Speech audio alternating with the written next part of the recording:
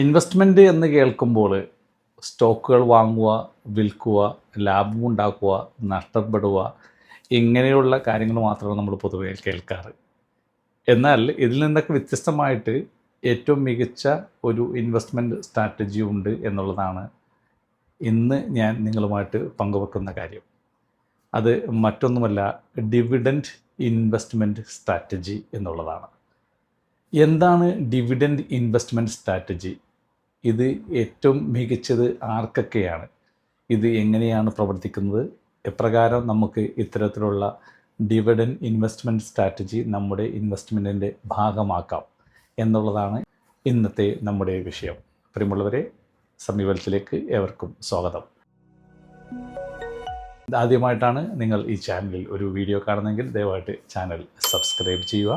സമ്പാദ്യവും നിക്ഷേപവും വ്യത്യസ്ത ഇൻവെസ്റ്റ്മെൻറ്റ് ഓപ്പർച്യൂണിറ്റികളുമാണ് ഞാൻ ഈ ചാനലിൽ നിങ്ങളുമായിട്ട് പങ്കുവയ്ക്കുന്നത്. ഇനി എന്താണ് ഡിവിഡൻഡ് ഇൻവെസ്റ്റിംഗ് എന്ന് പറയുന്നത്?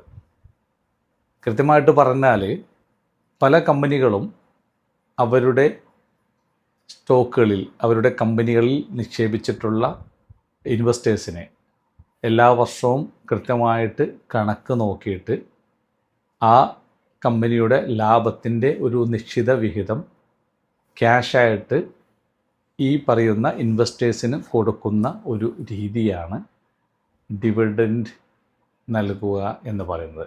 അത്തരത്തിലുള്ള കമ്പനികളെ കണ്ടെത്തി ഇൻവെസ്റ്റ് ചെയ്യുന്ന രീതിയാണ് ഡിവിഡൻഡ് ഇൻവെസ്റ്റ്മെൻറ്റ് എന്ന് പറയുന്നത്.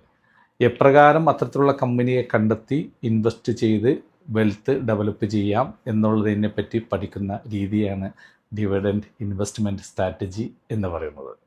അപ്പോൾ എന്തുകൊണ്ട് ഡിവിഡൻഡ് ഇൻവെസ്റ്റിംഗ് നമ്മൾ ചെയ്യണം എന്ന് ചോദിച്ചാൽ, ഇതിലേറ്റവും പ്രധാനമായിട്ട് മനസ്സിലാക്കേണ്ടത്, നമുക്കൊരു കൃത്യമായിട്ടുള്ള മാസ വരുമാനം അല്ലെങ്കിൽ ക്വാർട്ടർ വരുമാനം അല്ലെങ്കിൽ ഇയർലി വരുമാനം ഈ ഇൻവെസ്റ്റ്മെൻറ്റുകളിലൂടെ കിട്ടുന്നുണ്ട് എന്നുള്ളതാണ്. അപ്പോൾ നമ്മൾ ഇത്തരത്തിലുള്ള കമ്പനികളെ കുറിച്ച് പഠിച്ച്, കൂടുതലായിട്ട് ഡിവിഡൻഡ് നൽകുന്ന കമ്പനികളെക്കുറിച്ച് പഠിച്ച് അത്തരത്തിലുള്ള സ്റ്റോക്കുകളിൽ ഇൻവെസ്റ്റ്മെൻറ്റ് ചെയ്യുന്നതിലൂടെ ആ കമ്പനികളിൽ നിന്നും കൃത്യമായിട്ട് ഓരോ ക്വാർട്ടറിലോ ഓരോ ഇയറിലോ അവർ നൽകുന്ന ഡിവിഡൻഡ് എമൗണ്ട് നമുക്ക് നമ്മുടെ അക്കൗണ്ടിലേക്ക് വരികയും ആ എമൗണ്ട് തന്നെ മതി പലർക്കും നമുക്ക് നമ്മുടെ ദൈനംദിന ജീവിത ചെലവ് മുന്നോട്ട് കൊണ്ടുപോകാൻ എന്നുള്ളതാണ്. അപ്പോൾ ഒരു സൈഡിൽ നമ്മൾ ഒരു സ്റ്റോക്കിൽ ഇൻവെസ്റ്റ് ചെയ്യുന്നു, സ്വാഭാവികമായിട്ടുള്ള ഒരു വളർച്ച ആ സ്റ്റോക്കിന് ഉണ്ടാകുന്നു. അതേപോലെ തന്നെ അതിൻ്റെ ലാഭവിഹിതം കൃത്യമായിട്ട് കണക്ക് നോക്കിയിട്ട് അതിൻ്റെ ഇൻവെസ്റ്റേഴ്സിന് കൊടുക്കുന്ന ഒരു രീതിയാണ് ഈ ഡിവിഡൻഡ് ഷെയറിംഗ് എന്ന് പറയുന്നത്. അപ്പോൾ ഒരുപാട് ആളുകൾ വളരെ സേഫ് ആൻഡ് സെക്യൂർഡ് ആയിട്ടുള്ള ഒരു ഇൻവെസ്റ്റ്മെൻറ്റ് എന്ന രീതിയിൽ ഇത്തരത്തിലുള്ള ഡിവിഡൻഡ് ഇൻവെസ്റ്റ്മെൻറ്റുകൾ ചൂസ് ചെയ്യുന്നുണ്ടെന്നുള്ളതാണ്. അപ്പോൾ എങ്ങനെയാണ് ഇത്തരത്തിലുള്ള കമ്പനികളെ ചൂസ് ചെയ്യേണ്ടത്, എപ്രകാരമായിട്ടുള്ള സ്ട്രാറ്റജി ആയിരിക്കണം ആ വിഷയത്തിൽ നമ്മൾ എടുക്കേണ്ടത്, അതിലൂടെ നമുക്ക് ഒരു എന്തൊക്കെ ഗുണങ്ങൾ ഉണ്ട് എന്നുള്ളതും കൂടി നമുക്കൊന്ന് നോക്കാം. ഇതിലെ ഏറ്റവും പ്രത്യേകത എന്ന് പറയുന്നത് ഇതിൻ്റെ അകത്തൊരു ലോ റിസ്ക് ആണ് എന്നുള്ളതാണ്. കാരണം നമ്മൾ ഫൈനാൻഷ്യലി വളരെ സ്റ്റേബിളായിട്ടുള്ള, ഫണ്ടമെൻ്റലി സ്ട്രോങ് ആയിട്ടുള്ള കമ്പനികളിലാണ് ഇൻവെസ്റ്റ് ചെയ്യുന്നത്, പ്രോപ്പറായിട്ട് ഡിവിഡൻഡ് നൽകുന്ന കമ്പനികളിലാണ് ഇൻവെസ്റ്റ് ചെയ്യുന്നത്. അതുകൊണ്ട് തന്നെ നമുക്ക് കൃത്യമായിട്ട് ഒരു എമൗണ്ട് നമുക്ക് അത് ലഭിച്ചുകൊണ്ടിരിക്കുന്നുണ്ട് എന്നുള്ളതുകൊണ്ട് തന്നെ അതിൻ്റെ റിസ്ക് ലെവൽ വളരെ കുറവാണെന്നുള്ളതാണ്. രണ്ടാമതായിട്ട് നമുക്കൊരു റെഗുലർ ക്യാഷ് ഫ്ലോ ഇതിന് നൽകുന്നതെന്നുള്ളതാണ്. നമുക്ക് ദൈനംദിന ചെലവുകളൊക്കെ നടത്തി പോകാൻ പല ആളുകളും ഈ ഡിവിഡൻഡ് ഇൻവെസ്റ്റ്മെൻറ്റുകളിലൂടെയാണ് അവരുടെ ദൈനംദിന ചെലവുകളെല്ലാം നടത്തിക്കൊണ്ടു പോകുക. അപ്പോൾ അതാണ് നമുക്കൊരു റെഗുലർ ക്യാഷ് ഫ്ലോ ഇത് നൽകുന്നുണ്ട് എന്നുള്ളതാണ്. പിന്നെ മൂന്നാമതായിട്ട് ഇതൊരു ലോങ് ടൈം വെൽത്ത് ക്രിയേഷന് തീർച്ചയായിട്ടും ഗുണം. ഒരു സൈഡിൽ നമുക്ക് എല്ലാ മാസവും ഒരു എമൗണ്ട് കിട്ടുമ്പോൾ തന്നെ മറു സൈഡിൽ ഈ സ്റ്റോക്കിൻ്റെ പ്രൈസ് കൂടുന്നതുകൊണ്ട് തന്നെ ലോങ് ടൈമിലേക്ക് അത്തരം സ്റ്റോക്കിൻ്റെ വാല്യൂ കൂടുന്നതുകൊണ്ട് തന്നെ നമുക്ക് പിന്നീട് നമുക്കത് കൊടുക്കുമ്പോൾ നമ്മുടെ ഒരു വെൽത്തായിട്ട്, ഒരു അസറ്റായിട്ട് അതവിടെ ഉണ്ടാകുമെന്നുള്ളതാണ്. പിന്നെ ഇത് ആദ്യമായിട്ട് ഈ റിട്ടയർമെൻറ്റ് ഇൻകം എന്ന നിലയ്ക്ക് ഇതൊക്കെ ഭയങ്കരമായിട്ട് ഉപയോഗപ്പെടുത്താമെന്നുള്ളതാണ്. കാരണം ഒരു 3-4 ഫണ്ടുകളിൽ, സ്റ്റോക്കുകളിൽ അല്ലെങ്കിൽ കമ്പനികളിൽ നമ്മൾ ഇൻവെസ്റ്റ് ചെയ്തിട്ടുണ്ടെങ്കിൽ അത് നല്ലൊരു ഡിവിഡൻഡ് നൽകുന്ന കമ്പനികളാണെങ്കിൽ ആ കമ്പനികളുടെ വരുമാനം മാത്രം മതി നമുക്ക് റിട്ടയർമെൻറ്റ് സ്റ്റേജിൽ അവർ നൽകുന്ന ഡിവിഡൻഡ് മാത്രം ഉപയോഗിച്ചുകൊണ്ട് നമുക്ക് സുഖമായിട്ട് ജീവിച്ചു പോകാം. ഒരു സൈഡിൽ വെൽത്ത് ബിൽഡ് ചെയ്തുകൊണ്ടിരിക്കും, അതിലേക്ക് അസറ്റ് നമുക്ക് കൂടിക്കൊണ്ടിരിക്കുന്നു, മറു സൈഡിൽ നമുക്ക് അതിൻ്റെ ഡിവിഡൻഡ് ഉപയോഗിച്ചിട്ട് നമുക്ക് റിട്ടയർമെൻറ്റ് കാലഘട്ടം സുഖമായിട്ട് മുന്നോട്ട് കൊണ്ടുപോകാമെന്നുള്ളതാണ്. ഇനി എപ്രകാരം നമുക്കൊരു ഡിവിഡൻഡ് സ്റ്റോക്ക് അല്ലെങ്കിൽ ഡിവിഡൻഡ് നൽകുന്ന കമ്പനിയെ സെലക്ട് ചെയ്യാമെന്ന് ചോദിച്ചാൽ, ഇന്ന് നമുക്കൊരുപാട് ടൂളുകൾ അവൈലബിൾ ആണ്. അതൊക്കെ നോക്കിയിട്ട് ഏറ്റവും കൂടുതൽ കഴിഞ്ഞ ഒരു 3 വർഷത്തിൻ്റെ ഇടയിലും 5 വർഷത്തിൻ്റെ ഇടയിലൊക്കെ ഏറ്റവും കൂടുതൽ റിട്ടേൺ നൽകിയിട്ടുള്ള അല്ലെങ്കിൽ ഡിവിഡൻഡ് നൽകിയിട്ടുള്ള കമ്പനികളെ ചൂസ് ചെയ്ത് അത്തരം കമ്പനികളുടെ ഫണ്ടമെൻ്റലി പഠിച്ചതിന് ശേഷം അതിൽ ഇൻവെസ്റ്റ് ചെയ്യുക. അങ്ങനെയാണ് നമ്മൾ അതിൽ ശ്രദ്ധിക്കേണ്ടത്. ഏറ്റവും കൂടുതൽ ഡിവിഡൻഡ് നൽകിയത് ആരാണ് കഴിഞ്ഞ ഒരു 5 വർഷത്തിൻ്റെ ഇടയിൽ.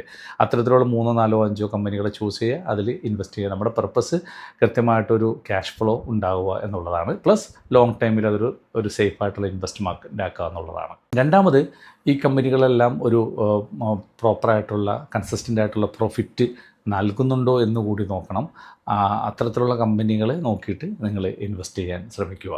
പിന്നെ അതിൽ ലോ ഡെപ്റ്റ് ആണോ, അതായത് കടമില്ലാത്ത കമ്പനികളാണോ എന്നുള്ളത് കൂടി നിങ്ങൾ ശ്രദ്ധിക്കേണ്ടിയിരിക്കുന്നു. പിന്നെ ഇതിൽ ഏറ്റവും പ്രധാനപ്പെട്ടത് ഡിവിഡൻഡൊക്കെ കൊടുക്കുന്ന കമ്പനികൾ നമ്മളെപ്പോഴും ശ്രദ്ധിക്കേണ്ടത് ലാർജ് ക്യാപ്പ് കമ്പനികൾ മാക്സിമം ഇൻവെസ്റ്റ് ചെയ്യാൻ ശ്രമിക്കുക. അത്തരം കമ്പനികളാണ് നമുക്ക് ലോങ് ടൈമിൽ അതൊക്കെ ഒരു സേഫായിട്ടും സെക്യൂർഡ് ആയിട്ടുള്ളൊരു റിട്ടേൺ നമുക്ക് നൽകുള്ളൂ. അപ്പോൾ അതുകൊണ്ട് ലാർജ് ക്യാപ്പ് കമ്പനികൾ എപ്പോഴും ഈ ഡിവിഡൻഡ് ഇൻവെസ്റ്റ്മെൻറ്റുകൾക്ക് വേണ്ടി ചൂസ് ചെയ്യാൻ ശ്രമിക്കുക എന്നുള്ളത്. അപ്പോൾ എപ്രകാരമുള്ള ഒരു സ്ട്രാറ്റജി ആയിരിക്കണം ഇതിൽ നമ്മൾ കൊണ്ടുവരേണ്ടതെന്ന് വെച്ചാൽ വളരെ ക്ലിയറാണ്. അത്തരത്തിലുള്ള കമ്പനികളെ പഠിക്കുക. ആ കമ്പനികൾ ഓരോ വർഷം എത്ര പെർസെൻറ്റേജ് ഡിവിഡൻഡ് നൽകുന്നുണ്ടെന്ന് നോക്കുക. പിന്നെ കൊടുത്തതനുസരിച്ചിട്ട് അത് കൂടുതലായിട്ട് നൽകുന്ന ഒരു കമ്പനികളാണോ എന്ന് നോക്കുക. എപ്രകാരമാണ് അവരുടെ ഒരു ഗ്രാഫ് എന്ന് നോക്കുക. അത്തരത്തിലുള്ള കമ്പനികൾ പഠിച്ച് ഇൻവെസ്റ്റ് ചെയ്യുക എന്നുള്ളതാണ് ഇതിൽ ഏറ്റവും പ്രധാനപ്പെട്ട കാര്യം. പിന്നെ നമുക്ക് ഈ ഡിവിഡൻഡ് ലഭിക്കുന്ന പണം നമുക്ക് ആവശ്യമില്ലെങ്കിൽ തീർച്ചയായിട്ടും കൂടുതൽ സ്റ്റോക്കുകൾ അതേ കമ്പനികൾ തന്നെ വാങ്ങാൻ വേണ്ടി ഉപയോഗിച്ചാൽ അതും നല്ലൊരു സ്ട്രാറ്റജിയാണ്.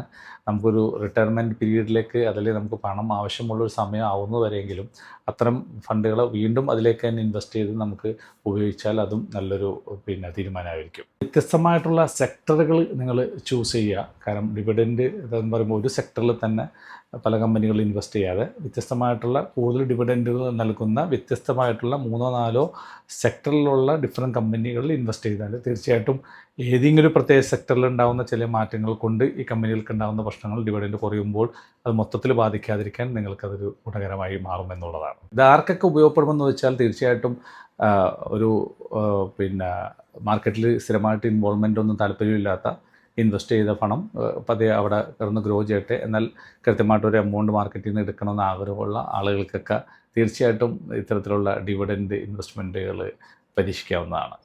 പ്രിയമുള്ളവരെ, ഡിവിഡൻഡ് ഇൻവെസ്റ്റ്മെൻറ്റ് സ്ട്രാറ്റജിയെക്കുറിച്ചാണ് നാം ഇന്ന് പഠിച്ചത്.